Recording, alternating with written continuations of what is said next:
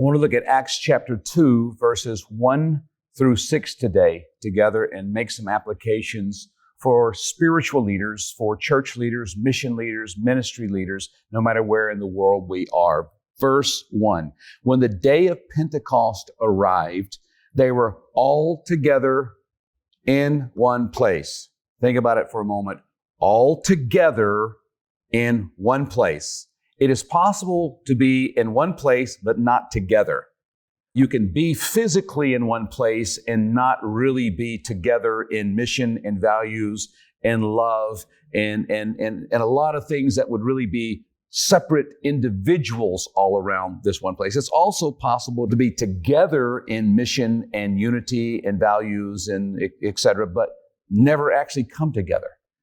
There is something powerful about being physically together in the same place, but also missionally together in great unity. And so what we see is they all were together in one place. And here's what happened then. And again, I know this is a unique once in history thing, the outpouring of the Holy Spirit in the New Covenant. But there's something special about this that we can experience, just not exactly like this, but the principle's still real, to all together in one place. Verse 2, and suddenly there came from heaven a sound like a mighty rushing wind, and it filled the entire house where they were sitting. Now think for a moment. They were all together in one place, and God did something special. What about those who weren't actually there? Did they have the same experience? No. If they did not go together in one place, they might have heard about this later, but they did not experience it. Verse 3, and divided tongues as of fire appeared to them and rested on each one of them, and they were all filled. And so what it says is they were all together and all filled. If they were not together in that one place, were they filled? No.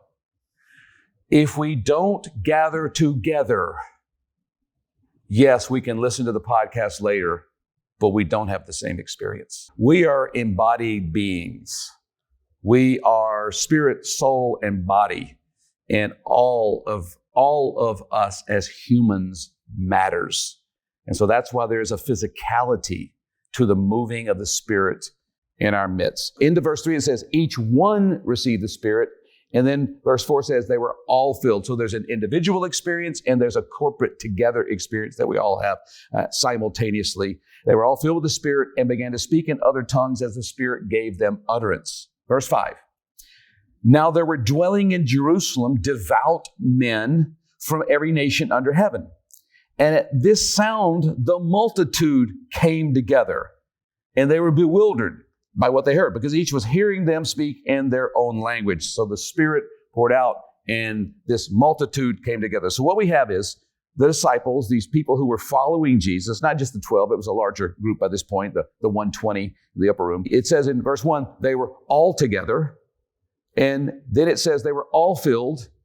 And then it says in verse 5, there were devout men came together. And then in verse 6, there was a multitude that came together. So there's a core group together. There's this larger group together. There's a multitude together. And there was something about being in that place that produced a common experience. As leaders, part of our call from God is to call God's people together to one place to hear the voice of God and to experience the presence and Spirit of God together, and to go out from that place to every place on mission. Leaders, don't hesitate to call God's people together for worship, to call God's people together in one place for prayer, to call God's people together in one place to strategize and to be a catalyst for mission and going out. All together in one place, all filled with the Holy Spirit. May God fill us with the Holy Spirit. And listen, let's help pull everyone in together so we all lead under the power and filling and leading of the Spirit.